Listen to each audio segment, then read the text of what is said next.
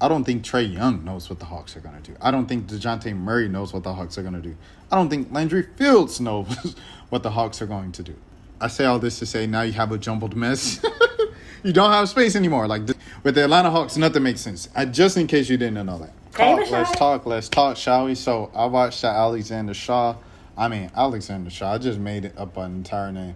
I watched Alexander Sarr, his highlights on Swish. Salute to Swish for the footage, man. This is the Road to 5K subs. If you're new to the channel, my name is Rashad Milligan. And, bro, it was just, I don't know, man. It was like, from what I've heard from my draft people that follow the draft year round and stuff like that, and then also just kind of what I've heard year round about this draft and even like last year and stuff. It's a pretty weak draft class. I think that's the consensus from everybody. Alexander Sarr he looks like a very solid player. Like I said, he'll probably be third, fourth best option on a really good team.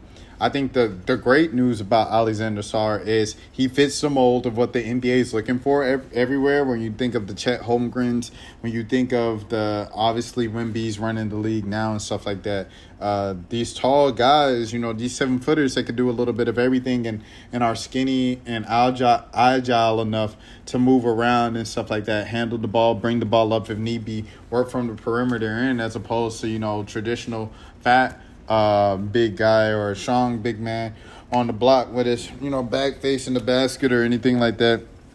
He has that ability. His go-to shot is a fadeaway mid-range and stuff like that, it looks like. And defensively, it looks like he has pretty good timing and he knows how to use his athleticism. Like I said, the good news about Sarr is he fits that mold, plus the fact he just turned 19. He just turned 19, so he's mad young. And if you get the right development system around him, you can get him to be, one of the better players, one of the better young stars in the league at the age of 22. You know what I'm saying? Just wishful thinking on the upside of it and stuff like that.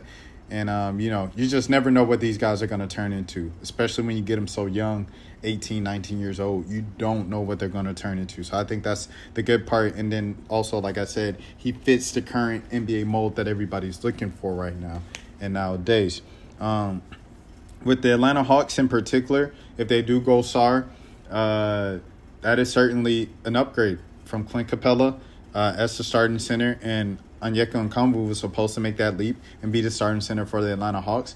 But Onyeka Okongwu is A, kind of undersized. He's 6'9", and B, the dude gets in foul trouble all the time. He's extremely talented, can play defense, is dominant offensively, gets the ball, and he bullied Giannis in the playoffs, and he said I'm a dog. He loves the game of basketball. He has that hunger and will to win. He just fouls all the time. So it's like, because of that, because you aren't mature enough to stay out of foul trouble and this and that, we going to continue to sit you on the bench and start Clint Capella. And with Clint Capella, that joker and it's not even Clint's fault. I don't even want to go ahead and blame Clint and everything for stuff that isn't his fault. Once he came back from surgery, he's a bit older in his career, but more so than anything, he came back from surgery. He hasn't really been the player he once was. And that's just tough to, to admit. He still can offer you some type of minutes, serviceable minutes in the NBA, I think, as a backup at this point. But in terms of being a starting center, that just ain't it. And I think in a playing game, he had like 20 and 20. You know what I mean? So, beyond that, the stat sheet and stuff like that, just watching the game, there's a lot of layups that he just leaves at the rim now. He doesn't have that same explosiveness. A lot of the things that would have been dunks on alley-oops are now just kind of like layups, missed layups, and putbacks at the rim and stuff like that when you see him get a few more rebounds than usual. Defensively, I don't know if he has the same type of lateral movement. Yes, the blocking and timing is still there. I think that's never left him. But in terms of just switches and stuff like that, keeping up with guards and moving his feet laterally, I don't think he has that. I think Alex Sarr has that. So that's an upgrade. And then, like I said, you also fit what the NBA is looking for. In terms of the pick and roll, attack and things like that with Trae Young, he's missing the guy of a Dwayne Dedman a couple of years ago when he was first in the league and stuff like that. When Dwayne Dedman could stretch the floor and could really hit those three balls and stuff like that. They tried to bring him back after Dwayne went to the Heat, but it didn't really work. Dwayne wasn't the same player at that point of his career after a couple more injuries. And obviously, as you guys know, John Collins being gone, that was another pick or pop guy. Jalen Johnson kind of filled in the role of John Collins last season, but then he got hurt. He looked like he had a higher ceiling than John Collins had, but like I said, he got hurt. So that kind of ruined and dented his momentum and kind of workings with Trae Young. What the Hawks do now, I think, like you say you draft Sarr, you keep the pick and you draft Sarr. All right, so now you have Trae Young and Alex Sarr on a pick and roll or pick and pop. That's his pick and roll partner, and he also has Jalen Johnson. So now he has two guys that he can kind of do that with. You can put Jalen. Jalen's more of a 4, but he is working on that 3 ball. So maybe you could put him at the 3. And these days, everybody's playing spread, especially Quinn Snyder ball. It's more of a spread offense, so everybody's on the perimeter anyway. So. Yeah, I say all that to say positionless basketball. So, yeah. So, with that being said, he has those two attacks, those two kind of options. When you think about the horn set up there, you got Jalen Johnson and you got Alex Sarr now. And those are two valuable options on the roll or the pop. And, so Trae now has that to his advantage. And, obviously you still have the shooters with Bogey. And now here's the thing. The 2 guard position with Bogey and sometimes Hunter when he feels like making jump shots. Here's the thing now. The 2 spot. When it is DeJounte in there. DeJounte was a player last year to where, when Trae got off that initial pick or whatever, DeJounte, if he was open, he gets that ball. He worked on that 3 ball. That 3 ball is much more improved this year. This past season and stuff like that. At the end of the day, DeJounte Murray is naturally a point guard who gets the ball and is a slasher. He's a slasher and attacks. So, a lot of times that kind of closes up space and you don't have as much space. That's another reason why Sarr is a much better option and an upgrade over Capella, because Capella a lot of times just kind of clog the lane and clog, what the Hawks could do offensively. Now with Sarr, you got 5 players that can spread the floor. For if you were to not find the right deal for Murray this offseason, this summer, say Murray's still there, which I really don't see that happening, but I've seen weirder things happen with the Hawks, and with the Hawks, you have to remember that nothing makes sense. With the Atlanta Hawks, nothing makes sense. Just in case you didn't know that. So, okay, say you keep DeJounte. Trae has the horn set right up here. Jalen Johnson, Alex Sarr. He comes off the horns.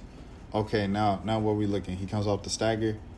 We got Bogey right here in the corner, in this corner. We got DeJounte right here on this wing. We got whoever popped between Jalen Johnson and Alex Sarr up top, at the top of the key.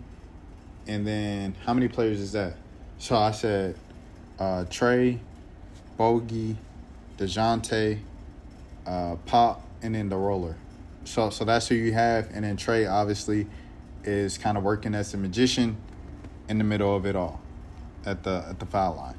So now you have, say, Jalen Johnson going up for the alley-oop attempt, or he's just rolling to the basket, and Trae's also kind of like mid-range now. And then you have Sarr behind him, DeJounte right here, and then Bogey in the corner. Where does Trae go? If he gives it to DeJounte right there on the wing, DeJounte could pull up for the 3, but more than likely, DeJounte's game, he's going to get the ball, might pump fake, and drive, and slash to the basket, because that's just his game. That's where he thrives. Now you have Jalen Johnson rolling to the basket, Trae Young kind of having that momentum coming off those stagger screens in the middle of the floor, and he can go down looking for the floater or the alley-oop with Jalen Johnson, as he does so often. Or, he's just kind of down there in the area because, that's where his momentum was coming off the staggers. And now you have DeJounte slash into the lane or just, kind of cut into the paint with the ball. And I say all this to say now you have a jumbled mess. You don't have space anymore. Like, the spacing's gone. So it's like if DeJounte doesn't just become a catch-and-shoot guy like Bogey, you have a problem. And DeJounte isn't a catch-and-shoot guy. He can catch and shoot, He did that plenty of times last year, but that's not his strong suit. And I don't know if DeJounte's just willing to buy in to just be a catch and shoot guy, to become bogey. I don't think that's what he wants to become. So, with that being said, who does Murray go for? I think the thing that makes kind of the most sense is the Brandon Ingram situation. Brandon Ingram for Murray. Both teams are looking to kind of move on from those guys and start fresh. And so, say you have Brandon Ingram out there, I think he's more of a player. He also slashes a lot, but he's more of a player who I think is more comfortable with, if his job was to just catch and shoot, it'd be catch and shoot. But DeJounte has a crazy mid-range game as well. I want to give him his credit and salute him on that. And he had a heck of a season last year. I think at the end of the day, when you think about the wrestlers, a lot of the moves they made, getting rid of a lot of their key players and role players from around the years, is to avoid the luxury tax while still remaining a middle of the pack Eastern Conference team. And then doing that with Tony Wrestler and stuff like that, when you think about him being a businessman and continuing to raise the value of the Atlanta Hawks since he purchased the team a few years ago, and you think of the Centennial Yards project that's coming up, where they're getting rid of more parking in Atlanta to get more shops and to get more, pretty much just money in the city and more money to the wrestler family.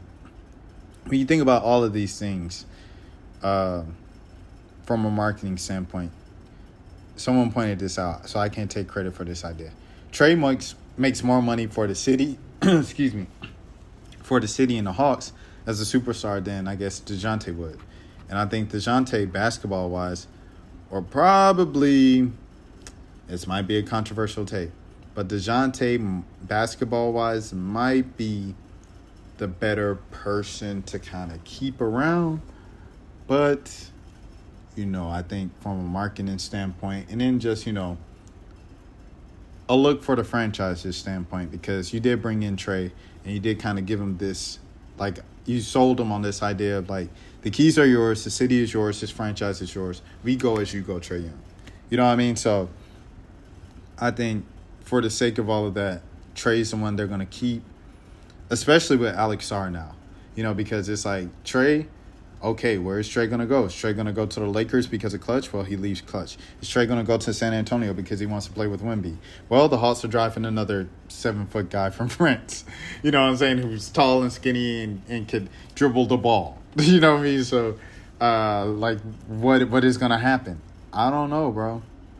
I honestly don't know, but I think in terms of Trey, I think this is more of a positive for Trey in terms of him staying. Also, on the other end, Trey hasn't said anything. At the time I'm recording this is 6 o'clock. The lottery was at 3 o'clock, so 3 hours ago. Trey hasn't tweeted one thing about the draft lottery, and I think it's something noteworthy because Trey tweets a lot. Trey tweets a lot, and his father tweets a lot. And the only thing that is coming out of that camp from his father and himself is his father retweeted the Atlanta Hawks saying they got the number 1 pick. I think that might be cause of concern, but that just might be me reading too much into it. In the social media era, we look at when people take their team names out the bio, we look at that as, oh, you're leaving, you're getting traded. So I don't know. But that's what I think. I would think in kind of basic logic, this is a good thing for Trey to stay. But in terms of that social media stuff, I don't think this has much of an impact on whether Trey stays or not. So I say all this 11, 13, 14 minutes in to say I have no idea what the Hawks are going to do. I think anybody who tells you they know what the Hawks are going to do have no idea what they're talking about either. I don't think Trey Young knows what the Hawks are going to do. I don't think DeJounte Murray knows what the Hawks are going to do. I don't think Landry Fields knows what the Hawks are going to do. Landry Fields has been handed a bowl of what are you going to do? And he's been I don't know for the past 2 years he's had the job. I don't think anybody knows what's going to happen with the Atlanta Hawks. That's my take on it. But, this just complicates things further. And it is absolutely the most Atlanta thing, the Atlanta sports thing and the absolutely biggest Atlanta Hawks team for the first pick in franchise history to be a number one pick, and it goes to the Atlanta Hawks. But the 3% chance that it comes on a year of one of the weakest drafts in over a decade, since 2013, since Anthony Bennett, man. I think that says something. It just so happens to be the Hawks' luck, and it just so happens to be Atlanta sports. And it happens once again. So y'all let me know what you think, what the Hawks are going to do, what this means for Trae Young. Is he going to stay? Is he going to go? What this means for DeJounte Murray. Does he get traded for Brandon Ingram? Do the Hawks trade the number one pick for Lauri Markkanen? I don't know what's going to happen. I don't. And anybody who tells you they know what's going to happen, they're just yapping because they don't know either. And, there's all this talk about there's still some kind of friction in the locker room. I watched the DeJounte Murray episode with Trae Young on Trae Young's podcast to make sure I was looking forward to the fact that even DeJounte went on, there was going to be we all good, we love each other, laughs and stuff. It was not that. They didn't put any of the doubt about them working together or working well together, wanting to make things work.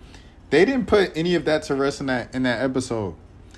It was just hey, things work, and sometimes they might not work, and we might have to move on and go to separate teams. That was the episode. And I was surprised that they even put it out after recording it. So, that was it. I think the Hawks are a mess. They've been a mess. And this number one draft pick doesn't even clarify anything for them. I don't know if that's happened to a team before. Where it was usually you get the number one pick, everybody's happy. You're we're going to build around this person, this player, this superstar. You're going to be the face of the franchise. Boom, boom, boom. This year with the Hawks, it's just I don't even know what to do even more so than before I got into this situation. Do you trade the pick, essentially Alex Sarr, for Lauri Markkanen? What do you do? Y'all let me know in the comments what you do if you're the Atlanta Hawks. If you're a Hawks fan, let me know. Boom, boom, boom. Or if you're just a general NBA fan and you've been kind of watching the apparent, what it looks like appears to be a disaster of what has been the Atlanta Hawks from the outside looking in for the past 2 years, and you want to just chime in on it, y'all let me know. But yes, until the next time, my name is Rashad Milligan. This is all the 5 game subs. This is Wolf Blitzer.